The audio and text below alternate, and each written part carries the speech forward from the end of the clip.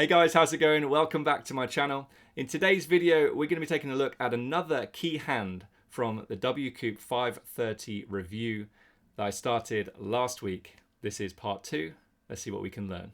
So here you can see then it's folded to the small blind with 10-5 suited, and he has an option here between limping, raising, and jamming. He actually chooses to just fold here, which I think is a mistake, but let's check in HRC to find out.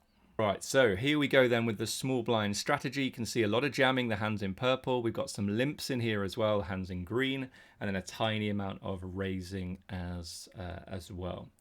So 10-5 suited does make its way into a jamming range, and you can see all the suited 10s want to be V-pipped in some way here, either jamming these ones or limping these ones, and yeah, limping some here as well. So with such a wide jamming range, you can see that the big blind is probably going to have to call off pretty wide. You can see they did have queen jack off here, so they probably would have called if the small blind jammed, but that's not the reason why we don't want to fold 10-5 suited. We want to still make sure that we're making great decisions, and yeah, if we do jam 10-5 suited, we can certainly get some better hands to fold, and we're going to have reasonable equity against the kind of hands that want to call us here as well.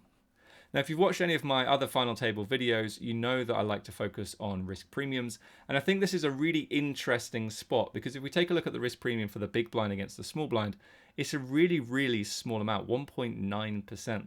So your risk premium against the other short stack is going to be really low. But if we look at the big blind's risk premium against the two big stacks, you can see really, really high, 11.8% and 12.3%.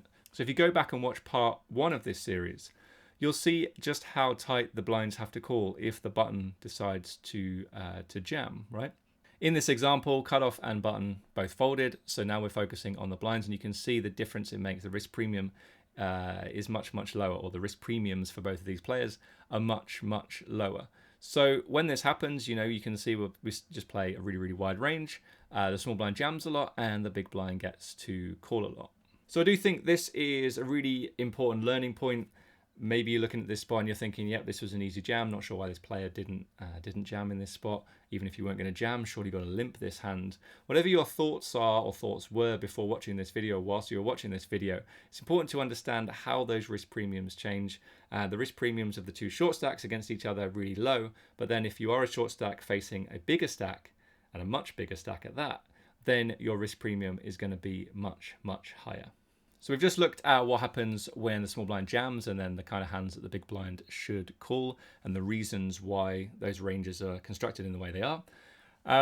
But then let's take a look at the limping range for the small blind. Now, very often you'll see a polarized raising range of hands where you can easily raise call and hands you can easily raise fold. And then the hands in the middle of that range, they just get jammed.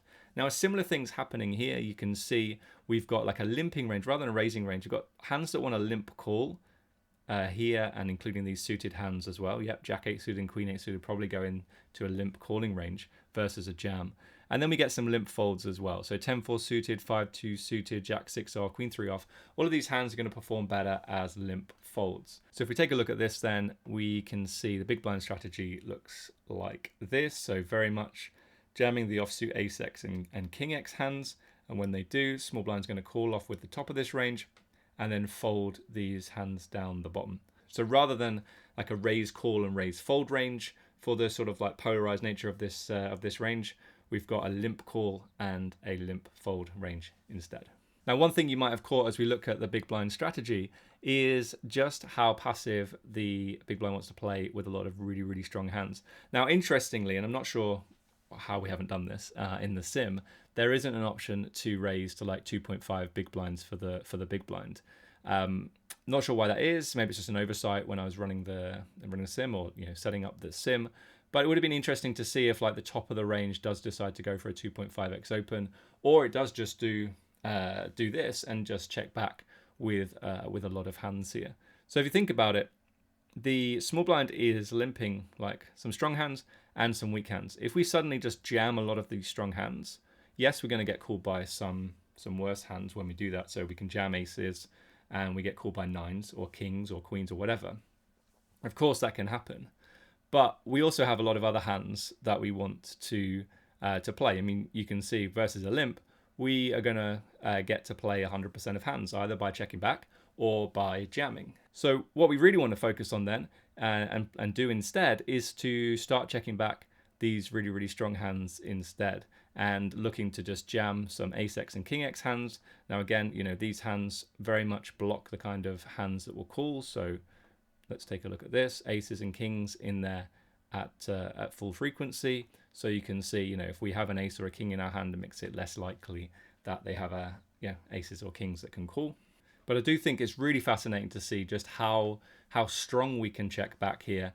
But as I've mentioned, if we did allow a 2.5x raise over the limp, maybe this strategy would change a little bit. Maybe that's something for a future video. So a lot more ideas from this one hand. We looked at what happens when the small blind jams and what the big blind has to call. We then focused on the way that the small blind's range is constructed into a kind of limp call and limp fold range. And also I discussed some ideas around, you know, changing the sim slightly and seeing what kind of effect that has on the strategy. If you haven't done so already, make sure you hit that subscribe button, and I'll be back soon with part 3 of this series. See ya.